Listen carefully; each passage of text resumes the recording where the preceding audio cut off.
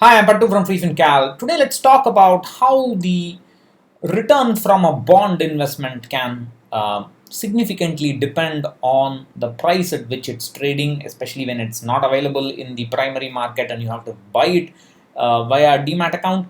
And why, for retail investors, most often it's simpler, easier if they want to buy bonds. It's easier for them to buy it in the primary market. For example, the most popular one is the RBI 7.75% bond. Of course, we're going to compare it with a tax-free bond. Technically speaking, the comparison is a little lopsided because the tax-free bond and the way in which it's being sold in the secondary market is not a retail product. It's technically a HNI product because the lot size would be in a crore or so. But then you should still understand how the bond price will impact the return that you get from the bond.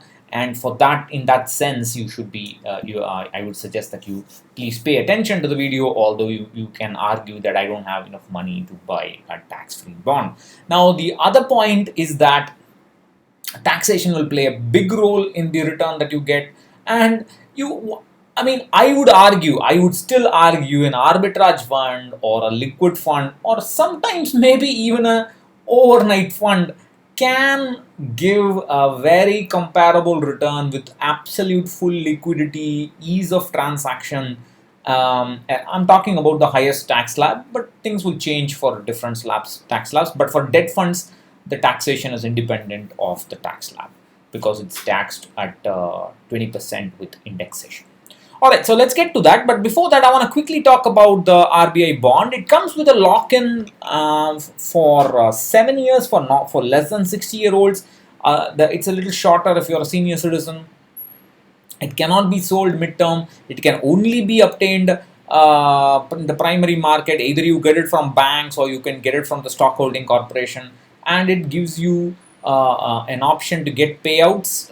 You can get a normal half-yearly payout like a typical bond, or you can defer the payouts until the end, and that will help the government because they don't have to. They also defer their debt. And there's a cumulative option. If you choose the cumulative option, then the return on your investment is exactly 7.75% annualized. But then there is a tax to be paid at the slab, and if you take in the highest tax slab, the 30% slab comes with a 4% cess, and therefore the effective tax rate is 31.2%, and 7.75% if you remove 31.25%, then it's about 5.33%. Now, today, if you go to a tax-free bond, and for example, I have one here in the Edelweiss broking page.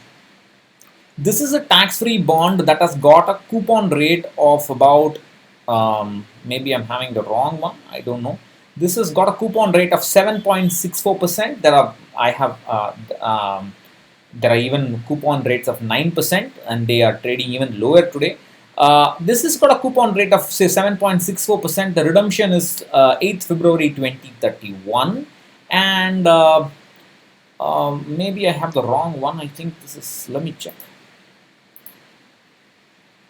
Ah, yeah, this is the one I wanted. I have the wrong one. So this is HUDCO. This is a tax-free bond that has got a coupon rate of 9.01%, and the redemption rate is 2034 January, which is an awesome deal. But you shouldn't get too carried away, because if you had purchased the bond in January 2014 when it was actually issued, you would have purchased it for 1,000 rupees per bond.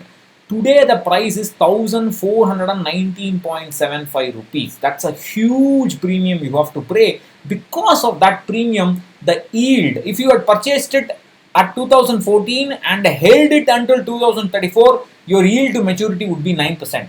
But because you are purchasing it midterm at such a high price, the yield to maturity is 5.07% today.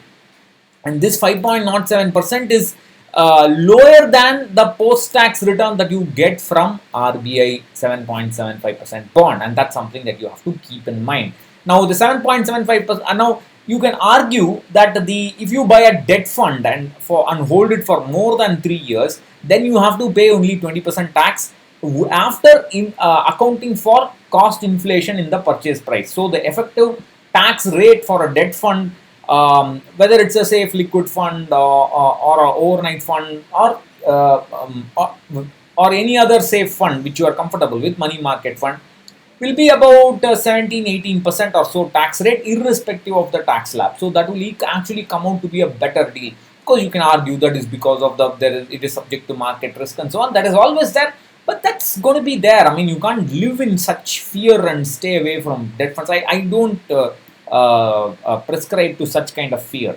If you choose an arbitrage fund, then after 1 year, there is a tax-free gain of 1 lakh, and if you get if you get a return of 6% from an arbitrage fund, you just need to pay beyond that 1 lakh gain. You just need to pay 10% tax. So it is still even a better deal, and that could be a better deal than these, in my opinion, as long as you're not scared and you know how to choose properly these funds. So that's what I wanted to say in this video.